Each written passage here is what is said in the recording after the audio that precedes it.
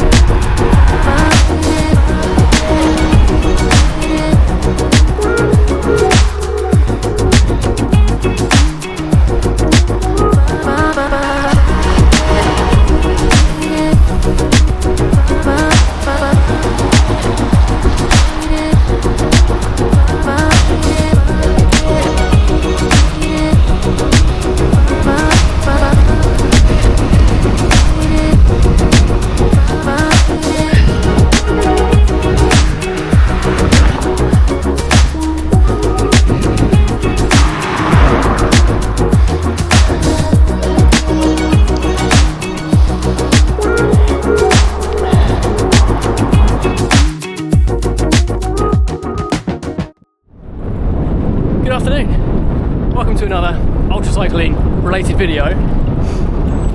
If you've watched any of the previous videos, thanks for coming back. This is the first one you've watched. My name's Andy. I'm an ultra cyclist on the south coast of the UK. I'm making these videos about my training going into the 2024 ultra season. So if you have endurance goals of your own, subscribe, follow along. I'm sure there'll be some useful nuggets for you. If not, maybe you teach me something. So in this video, I've got some pretty exciting news. I won an award last night. Quite a prestigious one locally, where I'm from in Portsmouth. I'll show you that shortly. I got a clip of the presentation, so I can show you that. Riding wise, got a pretty easy ride today.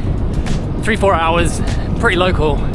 It's my rest week, so taking it fairly easy. During the week, a couple of nice easy rides around Portsmouth. Today being Sunday, 3-4 hours locally, heading around out of Portsmouth, through Wickham, around into Gosport and back, probably 50 odd miles, keeping it nice and steady. Speaking of which,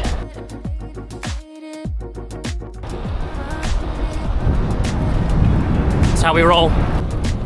So if you watched any previous videos, you'll know I'm trying to do 4-week blocks, 3 weeks of intensity and 1 week of rest, and then the start of every 4-week block a RAM test every time to see if it's making any difference. This is my last ride of my rest week, so Tuesday night we'll be back on the trainer, killing ourselves to see if this has made any difference.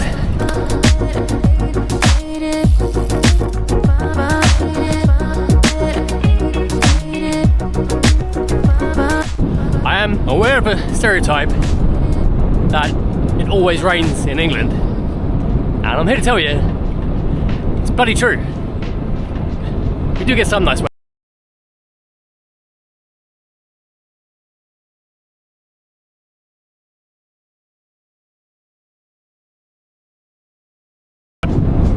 It's hovering around 0 degrees Celsius, freezing, overnight.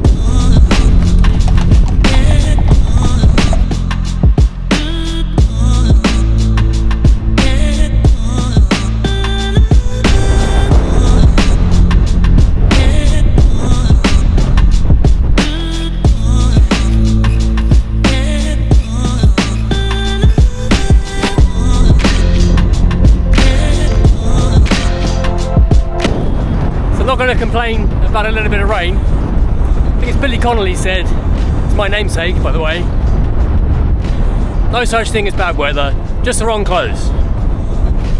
So if it's raining, I'm still training, but I wish it was a bit warmer. There's some heavy rain forecast in about an hour or two, so I might change my tune in a little bit.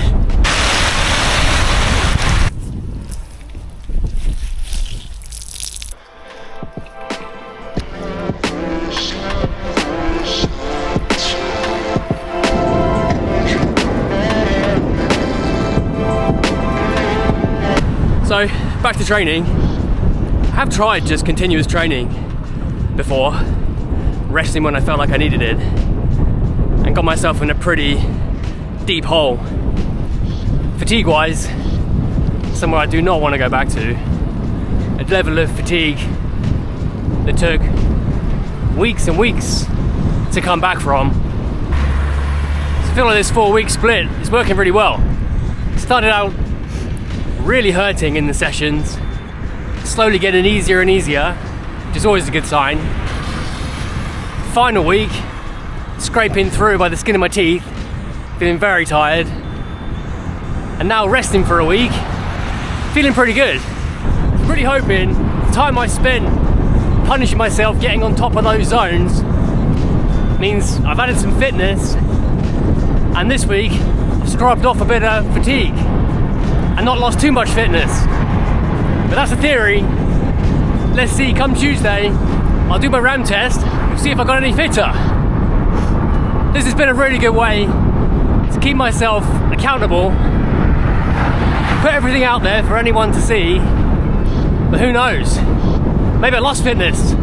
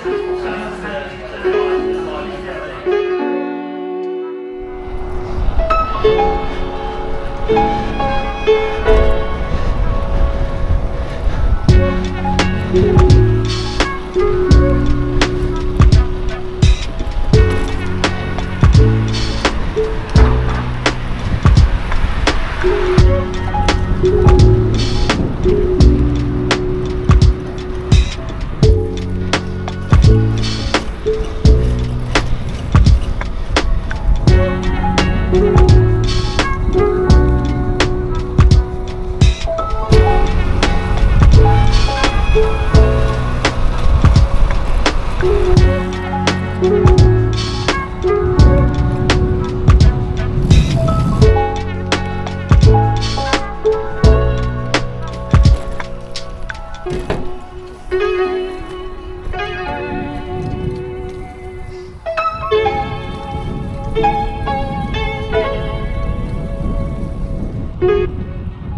know it's winter time when the cafe stop. It's a whole cooked breakfast in a roll. Living the dream.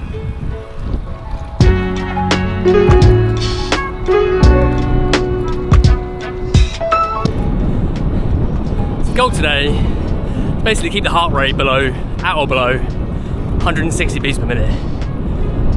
I think that's a pretty good ceiling for a recovery ride and a rest week.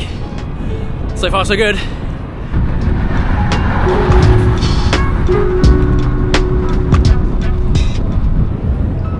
So, on to some exciting news. I mentioned earlier, it's been a pretty exciting couple of days. So, I got a message about 3 weeks ago from the chairman of my cycling club, basically saying, good news, your club mates have nominated you for an award. So, every year, my club, Portsmouth North End Cycling Club, hold an AGM followed by an awards ceremony and some drinks. All of the awards are generally time trialing, road racing, circuit racing related. That's mostly what the club does. There's one award that is only for special recognition for exceptional endeavour. I'll insert a photo of it. It's pretty cool. That's the award I won. So pleased. It's an award that the club doesn't give every year, only when somebody does something worthy of being presented it. So potentially could end up with it on the mantelpiece for years. So I was presented it for unsupported ultracycling achievements, mostly Paris-Brest-Paris. So obviously that's pretty exciting for me, but something I'm really proud of. The person who presented it to me is a lifelong member of our club, Harry Jackson. He was, I'll find a picture if I can to put up, an Olympic track cyclist. He raced at the Olympics, the Commonwealth Games. He won the award twice in the 60s. So the fact this was sat on his mantelpiece in the 60s, and now it's on mine, really proud. When he handed the award over, when I thought it was all over and the rest of the club were really pleased for me, Harry gave a little speech about PBP. He remembers it from its heyday, when it was a bigger event than the Tour de France. So I'll add in the video I took with his rundown of what PBP is, what it means to him, to France, and to the cycling world. So not the Barnstable, as I put earlier, but the Barnsdale Trophy for doing even madder things on a bike. All right, and it's just really difficult to get my head around this. Right, so the biggest nutter of them all, or most meritorious ride of the year, goes to Andy Connolly, who rode to Paris, didn't like what he saw, so he rode to Brest, forgot to get a picture of the Eiffel Tower, so he went back again. All right, and there he is saying to a journalist, yes, my arse is made of leather. There we go. Andy Connolly, the winner of the Barnsdale.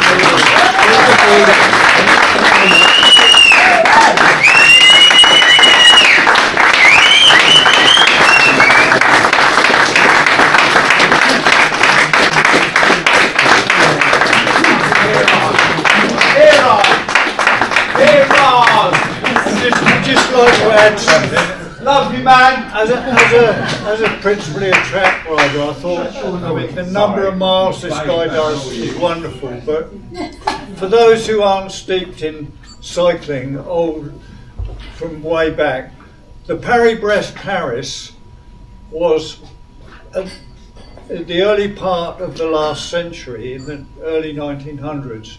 It was the principal race in France. It was a bigger race than the Tour de France, but L'Équipe, the French newspaper, started sponsoring the Tour de France and threw loads of money at it, and the Tour de France took over. But for dyed-in-the-wool French cycling, Paris-Brest-Paris is the principal race now, but it is a fantastic race, and guys ride it with no sleep, very little food, or they grab the food where they can on the move, and it is absolutely fantastic.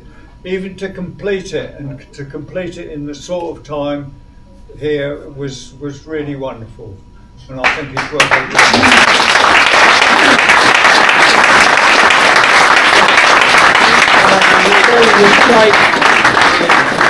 I rode home as well, by the way. Oh, and you rode back. Yeah, you left Right, that so. bit. On top of that, I actually won it the previous year as well for London, Edinburgh, London, and other unsupported cycling events. So when I got the message it was time to give it back a month ago, I was pretty gutted. But no, lives with me for another year. Someone said jokingly, I don't know what you'll do next year to win it again. I got a couple ideas. Well, it's raining again. Just off for an hour, come outside, and the heavens have opened. Ah well. Welcome to British winter. Dark by 4 PM, and it never stops raining.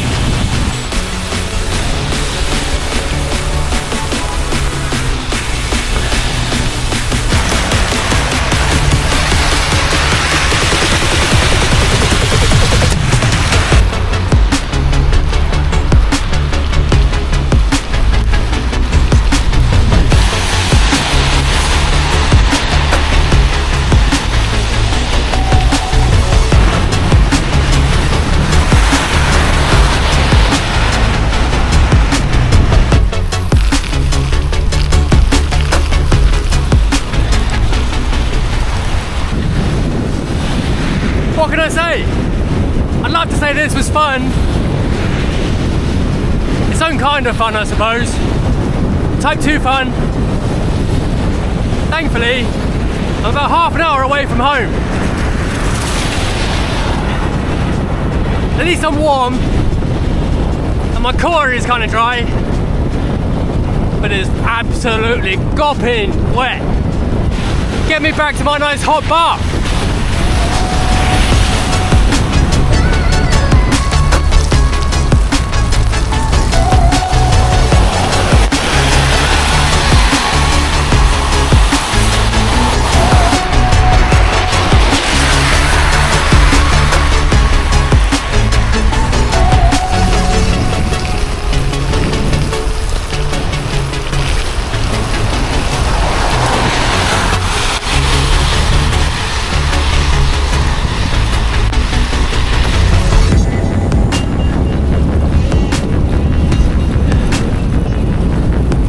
Right, finally coming back into Portsmouth. Not a minute too soon. I'm wetter than an otter's pocket. Decent training ride. As far as rest weeks go, that's rounded that off nicely. I think rides like this have their place. If the heavens open and you're not half an hour from home, you soon realise it ain't that bad. Thankfully I am half an hour from home, so I'm going. Have a good week, stay safe, and I'll see you later.